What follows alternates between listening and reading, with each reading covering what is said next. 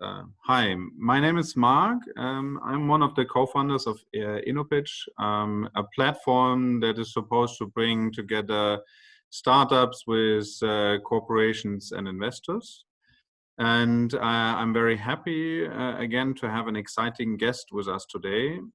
He was an investor for a long time and is now the Academic Director Executive Education of the KLU Executive Education. Welcome, Michael Luebbehusen.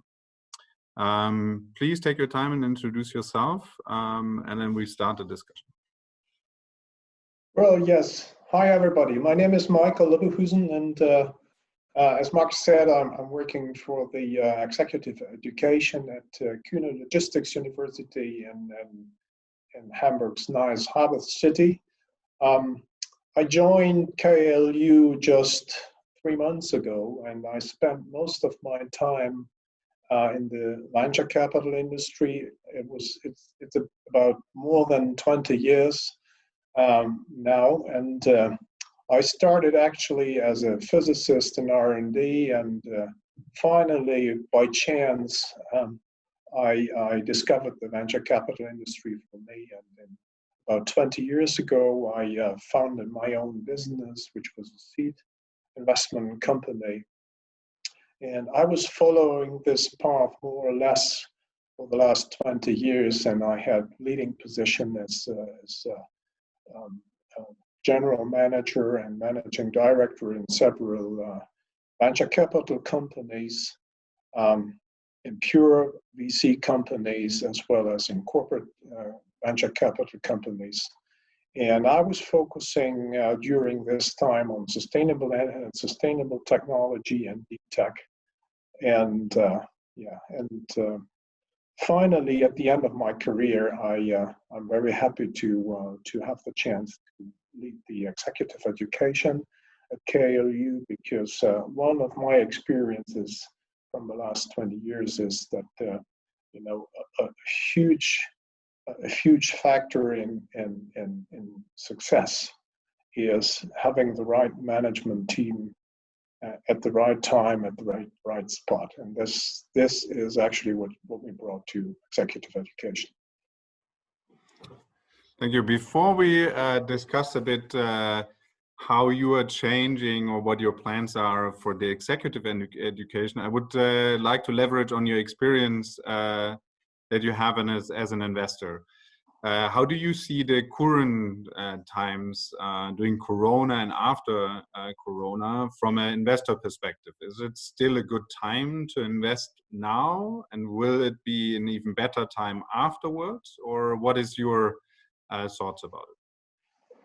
Well, of course, that depends very much on what you're looking, what kind of investments you're looking for. If you're lucky and you have some startups in the let's say medicine area, which are more or less related to COVID-19, then you're probably a lucky guy. If you're invested in anything else, then it's probably being a hard time, because there is less chances for exiting. For instance, right now it's less chances for getting new financing rounds started, because all the other potential investors are in home offices or with reduced capacities.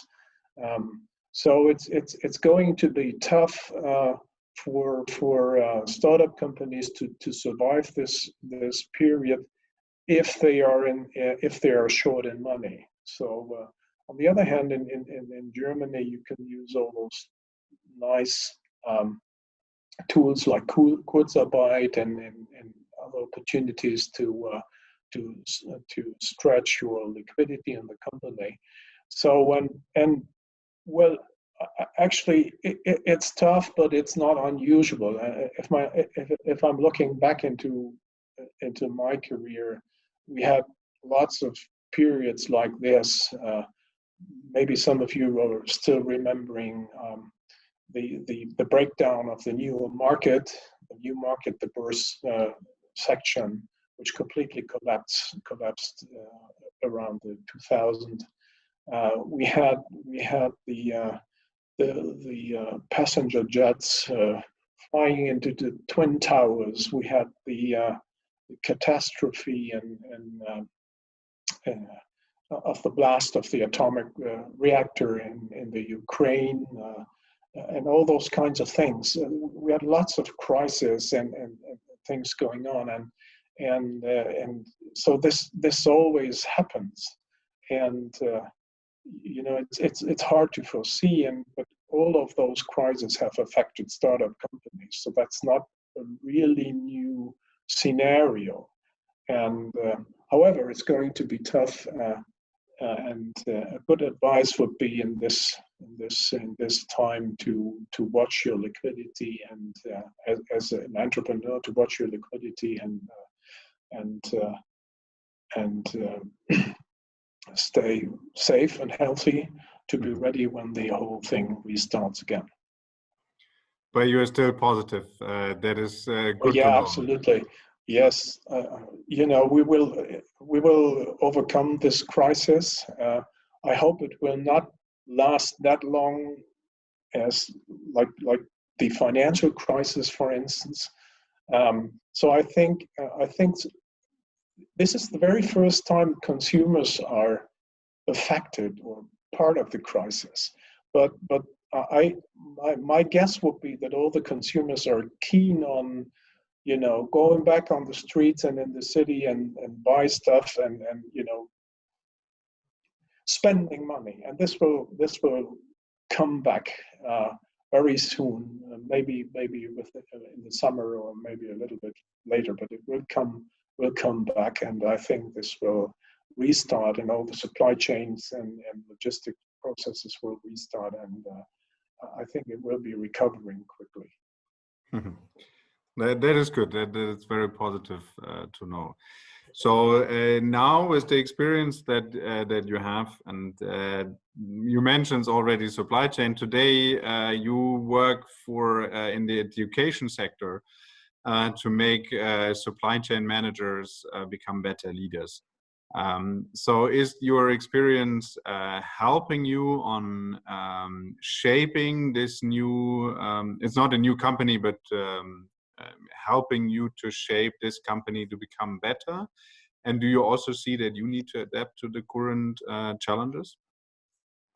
Well, first of all, I think the COVID-19 crisis, as far as we are concerned, has at least a positive outcome for us, because anybody who's responsible in any kind of business realizes now that, you know, supply chains are extremely important, because, you know, that's always, supply chains have been regarded as, you know, they are there and they are functioning, you know, like IT. It's almost there and it works. But now it doesn't work, and now it comes to the mind of the most people that, you know, we need to take more attention to our supply chains, because it's the backbone, more or less, of any company, because the material comes in, the material, the products need to be processed, and the processed materials needs to be shipped to the customers. And, you know, now that's new on COVID-19, is that, you know, those global supply chains just broke overnight, more or less, and this hasn't happened before. And I think the lesson that most companies will learn is that they need to pay more attention to that. They need to look at resilience and robustness of the supply chains. They need to look at their suppliers themselves, etc., etc. So this really comes to focus to most managers, and we already see an increasing interest in those areas. And also supply chain is a cross-functional skill, because being a good supply chain manager means also that you understand finance, understand leadership, understand general management, and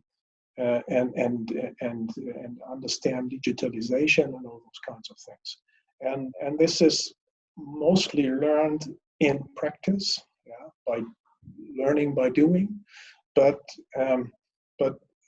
I think it's very helpful if one get an overview on the latest developments in these areas, and this cross-functional actions which are required. And by looking at this and realizing this, I think it's very helpful to understand what supply chain really is and means, how to restart maybe supply chains after the crisis, to reconsider supply chains after the crisis, and maybe even redesign the supply chains after the lessons you have learned. And this is not easy for somebody who's completely absorbed by the daily business. And so that's something we can offer. And I think this is very, very important. And at the end of the day, it pays off to anybody who has joined one of our programs. So I'm really looking forward that, this is going to be interesting, more or less, to most companies. Yeah, so that sounds like you are already well prepared at the KLU, and that you're going the right direction. Yes. Teaching the right people about the yes, relevant exactly. things. That makes sense. Yeah, exactly. Perfect. So the last question, as we are aiming to help young companies and startups and also entrepreneurs, would you still recommend young founders today to start companies, or should they wait? Well, I think in any case, yes, because I'm a founder myself, I can just repeat that it's a very, very interesting phase in your business life. The learning curve is extremely, and the other experiences you have by just building a business is just tremendous. But you first of all have to reconsider yourself whether you are the right guy to do this, because being an entrepreneur also means that you need patience, that you need self-motivation, that you need the willingness to survive, because this is a really tough business.